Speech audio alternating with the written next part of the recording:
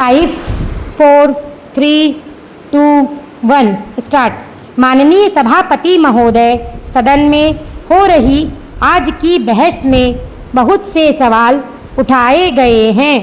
कुछ सदस्यों का कहना था कि यदि गन्ने की पैदावार को कम कर दिया जाए तो धीरे धीरे इसके दाम बढ़ जाएंगे। मैं इस सुझाव से सहमत नहीं हूँ कि पैदावार को कम करके गन्ने के दाम बढ़ाए जाएं।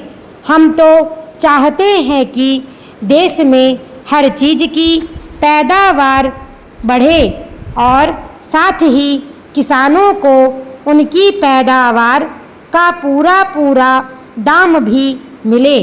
यदि किसानों को उनकी मेहनत के अनुसार दाम नहीं दिए जाएंगे तो खेती के प्रति उनका उत्साह कम होता जाएगा। ऐसी स्थिति में देश को गंभीर संकट का सामना करना पड़ सकता है। आज की बहस से जरूरी प्रश्न उठाए गए। एक प्रश्न दोहरी नीति के बारे में उठाया गया। एक सुझाव था कि दोहरी नीति को समाप्त कर दिया जाना चाहिए। सभी सदस्यों ने इस बात को बहुत जोर देकर कहा क्योंकि यह बात ही ऐसी है। इस सदन के बहुत से सदस्य ऐसे क्षेत्रों से आते हैं जहां पर गन्ने की पैदावार बड़े पैमाने पर की जाती और गन्ने का उत्पादन बड़ी मात्रा में होता है। इसीलिए वहाँ पर बहुत सी चीनी मिलें हैं। यही वजह है कि आप सभी ने चीनी के संबंध में दोहरी नीति को समाप्त करने का सुझाव दिया है।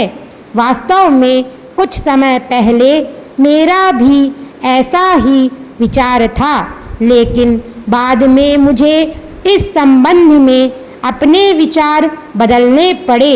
मेरा तो यही कहना है कि यदि आप इस प्रश्न पर शांतिपूर्ण ढंग से मनन करें तो आपके विचारों में भी बदलाव आ सकता है। आज चीनी के प्रश्न पर पूरे देश में विवाद चल रहा है।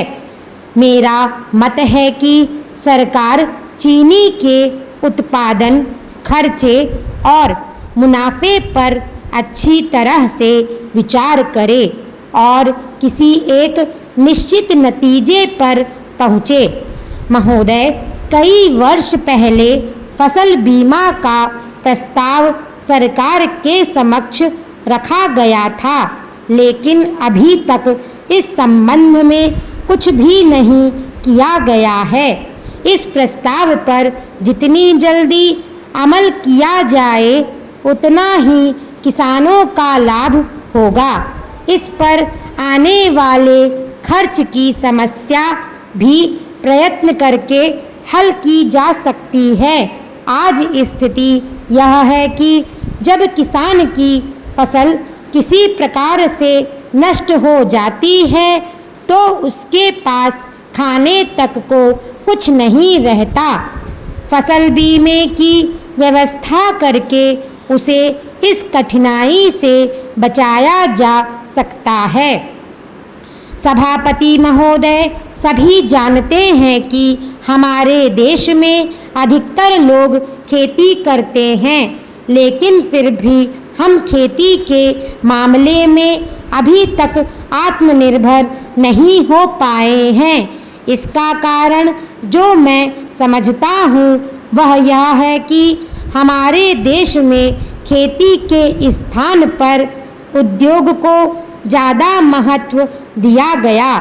मेरा निवेदन है कि खाद्यान्न की समस्या को सुलझाने की ओर हमें विशेष ध्यान देना चाहिए और इसके लिए अत्यंत आवश्यक है कि किसानों के लिए सिंचाई और अच्छे बीज की पर्याप्त व्यवस्था की जाए।